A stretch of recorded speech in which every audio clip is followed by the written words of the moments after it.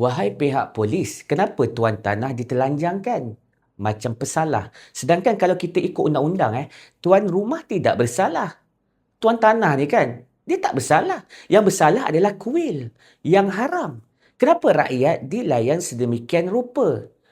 Tuan polis tahu tak? Tugas utama seorang anggota polis adalah menjaga dan menjadi pelindung kepada rakyat, bukan menjadi pelindung kepada pemimpin. Sebab gaji anda dibayar oleh rakyat. Rakyat adalah bos, bukan pemimpin yang bayar gaji anda. Ini yang anda kena tahu macam mana undang-undang dan sistem ini berjalan. Dan kita sebagai orang Islam kena tahu hukum-hukum Allah. Dan kalau kita orang yang beriman, pasti setiap tindakan kita itu di atas jalan yang hak, di atas pemikiran agama, bukannya jalan yang batil, ikut hawa nafsu, la amaratun bisu. Undang-undang Allah lebih tinggi dari undang-undang negara ni. Sebab undang-undang kita hari ini dibuat oleh Lord William Reid, seorang lelaki yang berbangsa Yahudi. Sebab itu, kita hari ini menggunakan sistem perundangan Suruhanjaya Reid. Sebab tu nama Reid belakang.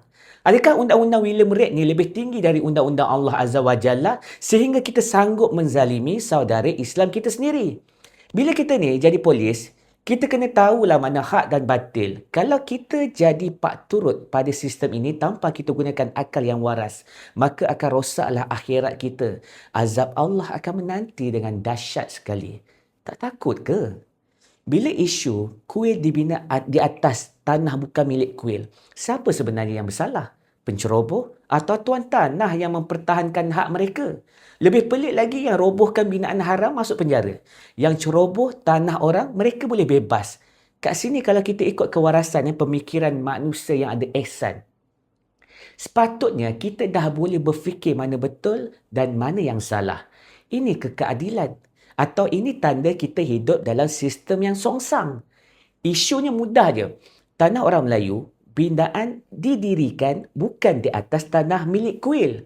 Tuan tanah minta binaan dirobohkan. Itu hak dia lah. Yang buat kerja itu pula ditahan. Kenapa? Disiasat, didakwa. Jadi soalan aku kepada PMX, sejak bila kita ni mempertahankan harta sendiri ni dia jadi jenayah? Sepatutnya kita menjadi pemimpin yang bertakwa. Kita kena selamatkan saudara Islam kita yang dizalimi, terutamanya orang Islam kita. Kalau ini berlaku pada tanah kau lah, rumah kau, kebun kau, kau reda tak? Inilah masalah sistem hari ini. Dah banyak kali dah aku terangkan. Kita tak akan memiliki apa-apa dalam sistem British ini. Sebab sistem ini zalim ke atas orang Islam. Kita rasa kita memiliki tau. Tapi sebenarnya kita cuma menyewa di atas kertas.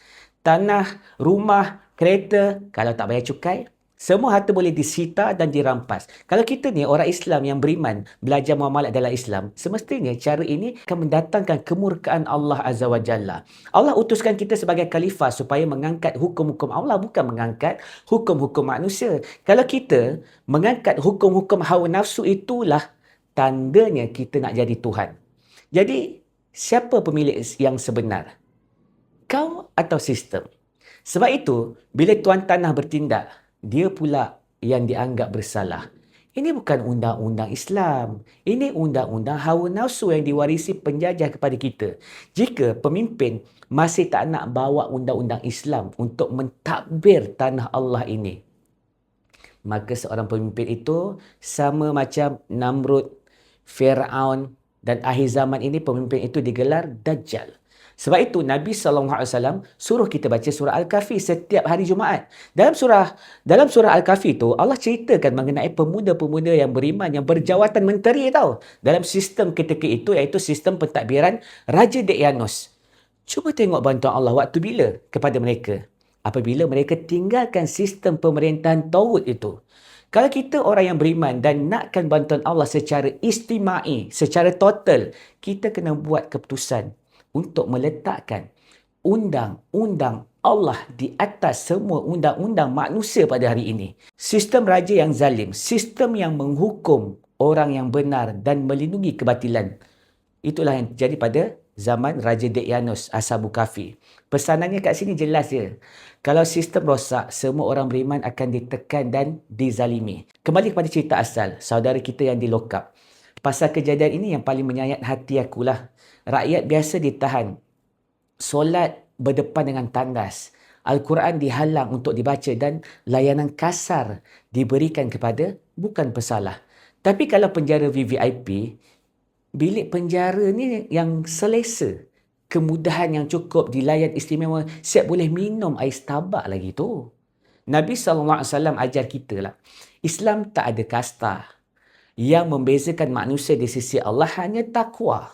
Pemimpin sepatutnya khadam rakyat, bukan tuan kepada rakyat. Bila arahan datang dari atas, bila suara keadilan senyap, rakyat yang jujur akan terhimpit. Di sinilah peranan pemimpin termasuk Anwar Ibrahim untuk pastikan undang-undang adil dan sama rata.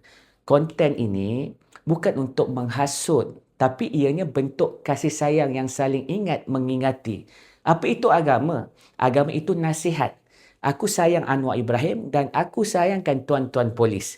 Tapi jika ada perangai yang melanggar hukum-hukum Allah, aku kena bangkit untuk mempertahankan hak-hak Allah dan hak-hak saudara Islam aku.